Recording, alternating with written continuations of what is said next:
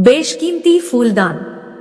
राजा कृष्णदेव राय प्रत्येक वर्ष अपने राज्य विजयनगर में वार्षिक उत्सव का आयोजन करते थे। यह उत्सव बहुत ही धूमधाम से मनाया जाता था। राजा कृष्णदेव राय उत्सव में शामिल होने के लिए अपने पड़ोसी राजा को आमंत्रित करना नहीं भूलते थे। पड़ोसी राजा आमंत्रित होने के साथ साथ राजा कृष्णदेव के लिए अच्छे अच्छे उपहार भी लाते थे। प्रत्येक वर्ष की तरह इस बार भी विजयनगर में वार्षिक उत्सव मनाया गया और इस अवसर पर राजा कृष्णदेव राय को 4 बहुत ही बेशकीमती सोने, हीरे, मोती से जड़ित फूलदान उपहार में मिले। फूलदान को देखते ही राजा का मन बहुत प्रफुल्लित हो गया।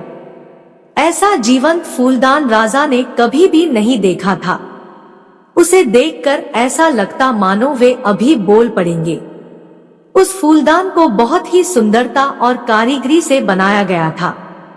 फूलदान पर बहुत ही गहरी नक्काशी की गई थी। महाराज को इन नायाब तोहफे की चिंता सताने लगी। उन्होंने राजमहल के सबसे काबिल और जिम्मेदार सेवक रमैया को इसकी देखरेख की जिम्मेदारी सौंप दी। रमैया भी उन फूलदानों की देखरेख बहुत ही जतन से करता था। उस पर जरा सा भी खरोच या धूल नहीं पड़ने देता था। हमेशा की तरह जब रमैया फूलदानों की सफाई कर रहा था तब उसके हाथ से गलती से फूलदान नीचे गिरकर टूट गई। यह देखकर उसके आंखों के आगे अंधेरा छा गया। वह बुरी तरह से डर गया। जब इस बात की सूचना राजा कृष्णदेव राय को मिली तो वह गुस्से से लाल हो गए। उन्होंने क्रोध में आकर सेवक रमैया को फांसी की सजा सुना दी। बेचारा और लाचार रमैया इतनी कड़ी सजा सुनकर रोने लगा। उसके पैरों के तले की जमीन उसे कुछ भी सूझ नहीं रहा था। दरबार में बैठे तेनालीराम को महाराज का यह सजा देने का निर्णय बिल्कुल भी न्याय संगत नहीं लगा। वे खड़े होकर कुछ बोलने की कोशिश ही करना चाह रहे थे कि महाराज ने उन्हें अपने स्थान पर बैठने को कह दिया। राजा का गुस्सा सिर पर चढ़ा हुआ था, इसलिए तेनालीराम ने चुप रहना ही मुनासिब समझा। जैसे जैसे फांसी की सजा नजदीक आ रहा था वह उदास होता जा रहा था। जब तेनालीराम रमैया से मिलने गए तो उसने तेनालीराम को अपने प्राणों की रक्षा की बात कही। तेनालीराम ने उसे आश्वस्त करते हुए कहा, तुम्हारे प्राणों को कुछ नहीं होगा। इतना कहते हुए तेनालीराम ने रमैया के कान में धीरे से कुछ कहा। तेनालीराम की बातों को सुनकर रमैया को बहुत राहत मिली। सजा का दिन भी आ गया। रमैया शांत पड़ा था। रमैया से उसकी आखिरी इच्छा पूछी गई।